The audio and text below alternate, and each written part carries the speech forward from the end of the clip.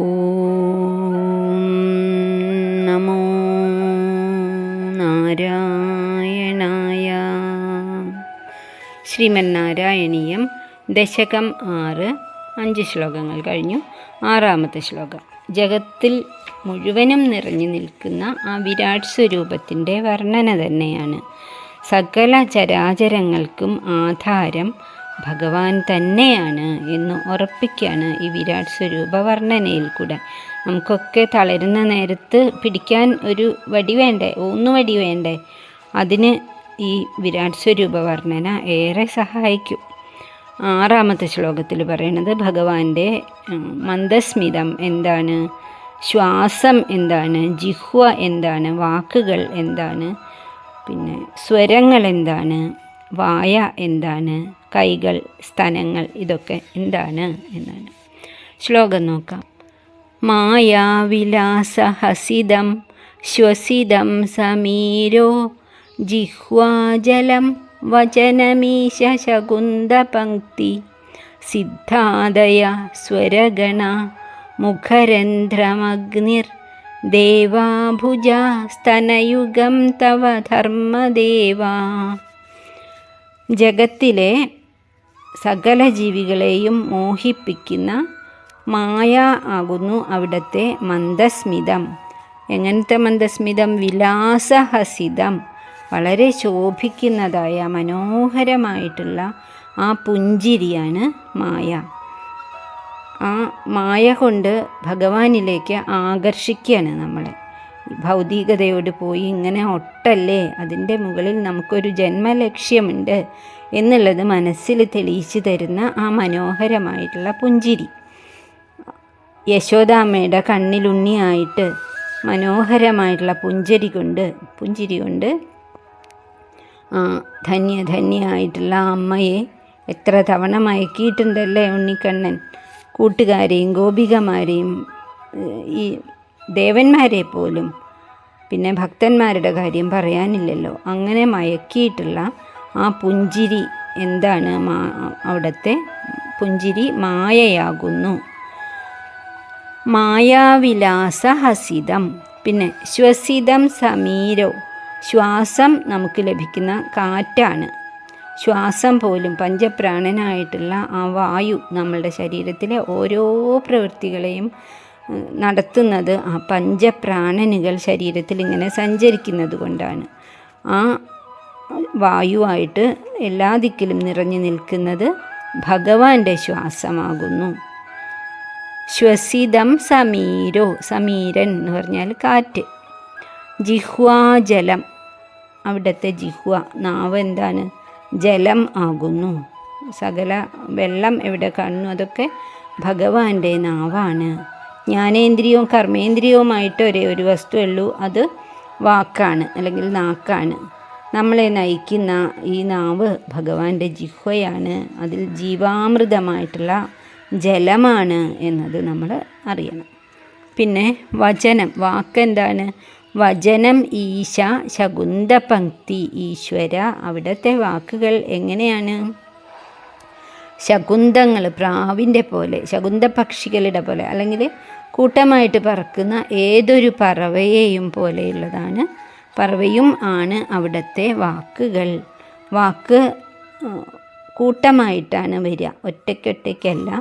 അങ്ങനെ ചിതറിപ്പോവാതെ അനർഗളമായി ഐക്യമായിട്ട് വെറുതെ ആവാത്തതുപോലെ ഗാംഭീര്യമുള്ള വാക്ക് എന്നല്ലേ എപ്പോഴും ഭഗവാന്റെ വാക്കിനെ പറയാം. അങ്ങനെയുള്ള ശക്തമായിട്ടുള്ള പരസ്പര ബന്ധമുള്ളതായിട്ടുള്ള വാക്കുകളായിരിക്കണം പറയുന്നത്. ഭഗവാന്റെ വാക്കുകൾ പ്രാവിൻ കൂട്ടത്തെ പോലെയാണ്, അല്ലെങ്കിൽ പറവകളുടെ കൂട്ടത്തെ പോലെയാണ്. അതാണ് ശകുന്തപംക്തി. വചനം ഈശ ശകുന്തപംക്തി. പിന്നെ സിദ്ധാദയ സ്വരഗണ, സ്വരഗണങ്ങൾ അവിടുത്തെ ആ ശബ്ദമാണ്. സകല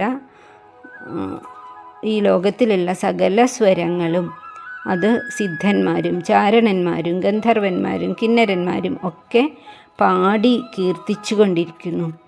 എങ്ങും സപ്തസ്വരമായിട്ട് സംഗീതമായിട്ട് അലയടിക്കുന്ന ആ ശബ്ദം ഭഗവാന്റെ സ്വരം തന്നെയാകുന്നു. മുഖരന്ധ്രം അഗ്നി. മുഖരന്ധ്രം എന്താണ്? വായ. വായ അഗ്നിയാകുന്നു. മുൻപും പറഞ്ഞു, വാക്ക് അഗ്നിയാണ്. അത് പ്രകാശിപ്പിക്കാനുള്ളതാണ്. കേൾക്കുന്നവരുടെ മനസ്സിന് വെളിച്ചം കൊടുക്കണം, സന്തോഷം കൊടുക്കണം, അല്ലാതെ പൊള്ളിക്കാൻ പാടില്ല എന്ന്. മുഖരന്ധ്രം അഗ്നിയാകുന്നു. ദേവാ ഭുജ. സകല ദേവന്മാരും ഭഗവാന്റെ ഭുജങ്ങളാകുന്നു. എത്രയോ കൈകൾ കൊണ്ട് ഇങ്ങനെ വിരാട് സ്വരൂപം വരയ്ക്കില്ലേ? അപ്പോൾ അത്രയധികം ദേവന്മാരുണ്ട് സകല ദിക്കിലും. അങ്ങനെ ഭഗവാന്റെ ശക്തി ഉൾക്കൊള്ളുന്ന ദേവതമാർ നിറഞ്ഞു നിൽക്കുന്നുണ്ട്. അതെല്ലാവരും ഭഗവാന്റെ കൈകളാകുന്നു, ശക്തിയേറിയ കരങ്ങളാകുന്നു. പിന്നെ സ്തനയുഗം തവ ധർമ്മദേവ. അവിടുത്തെ സ്തനങ്ങൾ രണ്ടും ധർമ്മദേവനും ആകുന്നു. അപ്പോൾ ഏറ്റവും കുഞ്ഞാവുമ്പോൾ തന്നെ സ്തനം ഊട്ടുമല്ലോ, മുലയൂട്ടിയിട്ടാണ് കുഞ്ഞുങ്ങൾക്ക് ജീവൻ വലുതാക്കി കൊണ്ടുവരുന്നത്, ശക്തി ഉണ്ടാകുന്നത്. അത് മാതൃധർമ്മം. അതുപോലെ ഓരോരുത്തർക്കും എന്തൊക്കെ ധർമ്മങ്ങൾ ഭഗവാൻ പറഞ്ഞു തന്നിട്ടുണ്ട് ഭഗവത്ഗീതയിൽ കൂടിയും ഭാഗവതത്തിൽ കൂടിയൊക്കെ. അപ്പോൾ അത് ആണ്, ആ ധർമ്മങ്ങളാണ് അവിടുത്തെ സ്തനങ്ങൾ. അത് വേർതിരിച്ചറിഞ്ഞ് ധർമ്മം എന്താണ് അധർമ്മം എന്താണ് എന്ന് വേർതിരിഞ്ഞറിഞ്ഞിട്ട് വേണം ധർമ്മം ചെയ്യുകയും അധർമ്മം ചെയ്യാതിരിക്കുകയും വേണം. അത്രയാണ് ഈ ശ്ലോകത്തിൽ പറയണത്. ഒന്നും കൂടിയും ചൊല്ലാം.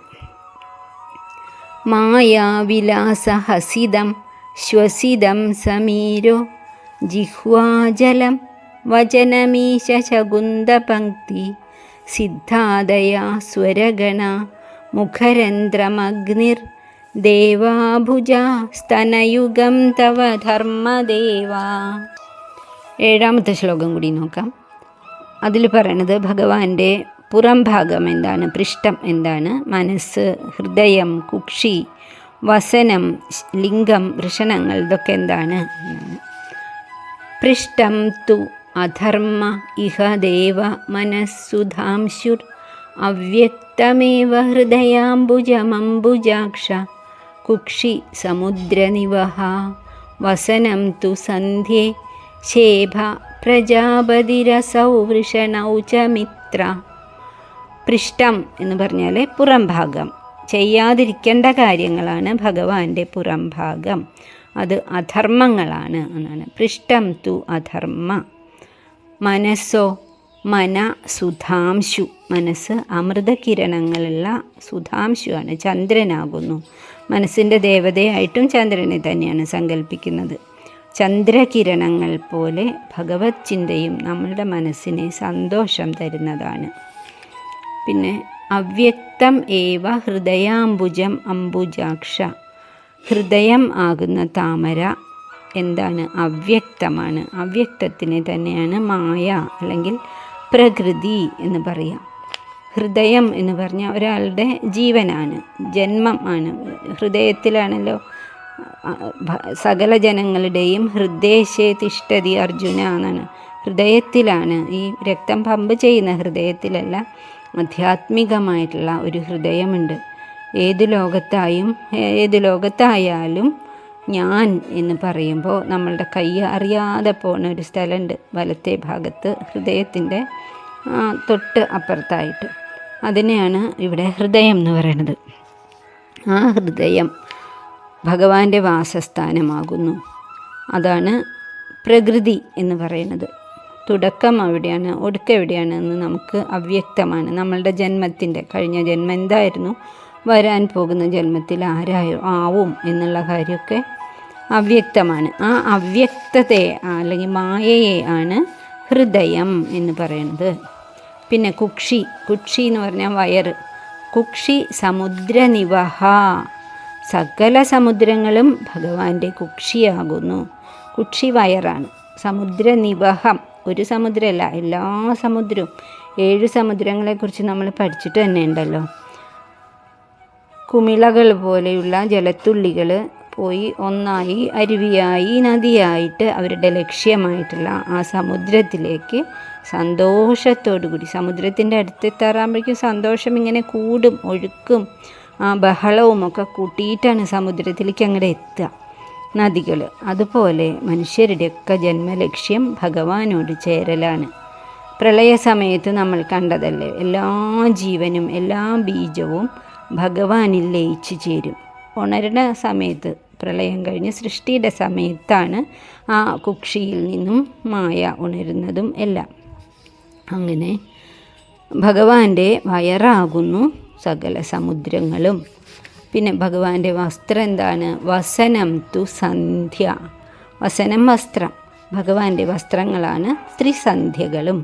ത്രിസന്ധ്യ എന്ന് പറഞ്ഞാൽ 3 സന്ധ്യകളുണ്ട്, 3 തവണ കൂടിച്ചേരൽ. ഒന്ന് പ്രാതസന്ധ്യ, ഒന്ന് മധ്യാഹ്ന സന്ധ്യ, ഒന്ന് സായം സന്ധ്യ. മധ്യാഹ്ന സന്ധ്യ അത്ര പ്രധാനമായിട്ട് പറയാറില്ല.